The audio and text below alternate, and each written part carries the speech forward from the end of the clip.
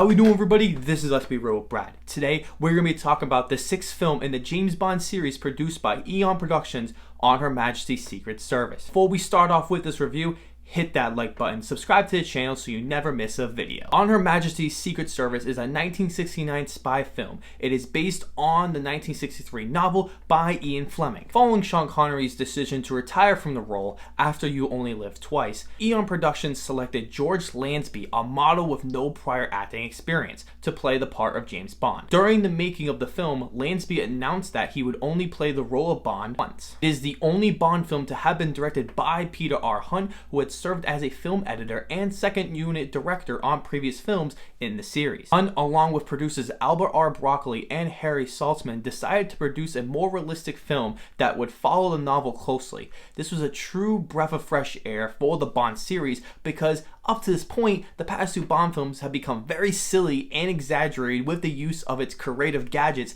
and spy techniques throughout. This film focuses more on the story, like the second film, From Russia with Love. The film is much more engaging and emotionally investing because of its well-told story. This is the first time James Bond fell in love with one woman, which was a change of pace than the previous five, which had Bond as an unmarried man. The film develops this relationship well, as the scenes between them felt very genuine and loving due to the film's great writing and performances of George Lazenby and Diana Rigg. The film feels more like a mature, serious Bond film that had much better dialogue and stakes than the first two films did.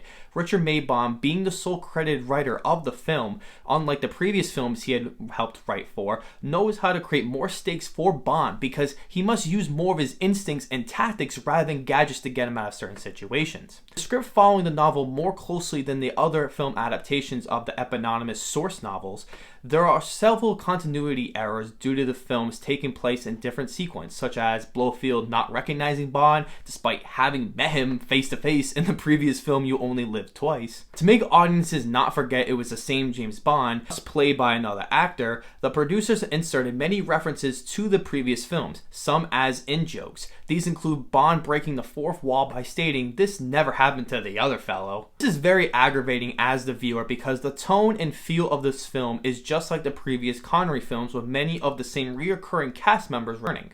It makes the film even more confusing and breaking of continuity for Bond fans. Action sequences were shot decently throughout, as the producers picked him because of his quick cutting style. For its time, it was great, but with the action being a little outdated, the flaws are more apparent, with many cuts being all over the place that were very distracting. It is not in every action sequence, but it happens enough to warrant such distraction. Hand-to-hand combat action sequences are tons of fun and mildly entertaining. Use of environment being the snow for some great choreographed action sequences involving winter sports was awesome, especially for its time. The musical score is, I think, the best in the series up to this point. John Barry had previously done the other six films. Barry opted to use more electrical instruments and a more aggressive sound in the music. I appreciate the team sticking to the original novel for its ending and not leaving it as an opening for the next Bond film. That easily could have worked in the next film, but the team wanted to keep it as a close to the novel as possible and created a jaw-dropping surprise ending that I was not expecting. It was shot and performed incredibly well. My only small critique is the music they chose to use right when the scene ends. I thought they could have used a song, "We Have All the Time in the World," that was earlier in the film that would have fit perfectly. This film has the least amount of sexualizing women, which was such a breath of fresh air that proves that those scenes in the previous films do not truly add any significance to this film. The film felt less cheesy and annoying because of this. Instead, they made Tracy Draco such a strong female character, giving her a great strong-willed personality to be in service of helping Bond in his mission. She is my second favorite Bond girl so far because I genuinely cared about her. The film does have its negatives, as all the Bond films do. Found the film to have a lot of slow pacing in comparison to the previous Bond films. The film is the longest of the series so far, clocking in at 2 hours and 23 minutes. While being very faithful to the source material, the middle section of the film drags in certain scenes that I felt could have been shortened since it didn't have that dense of a story. Lazenby does give it his best as Bond, but his lack of acting experience causes problems. It makes for a dry, wooden performance that is not able to capture the wit, sarcasm, and sexy suave of Sean Connery.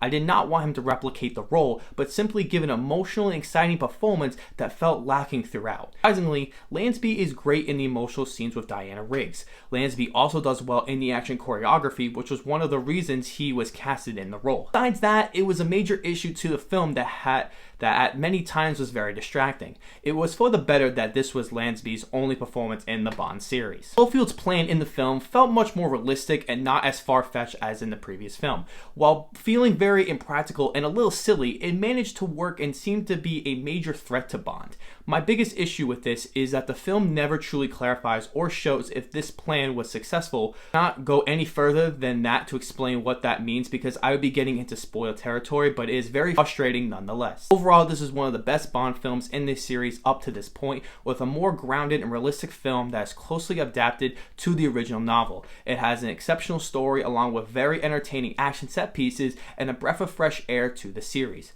The film still has many issues along the way, but the detail and dedication by the filmmakers to adapt the novel in an accurate way and with a talented team make an incredibly fun and above average Bond portrayal. I'm going to give this film a 7 out of 10. Let me know down below in the comment section what you all think of On Her Majesty's Secret Service and where does it rank in your Bond rankings. And as always, I will see you all in the next Bond review next week for Diamonds Are Forever.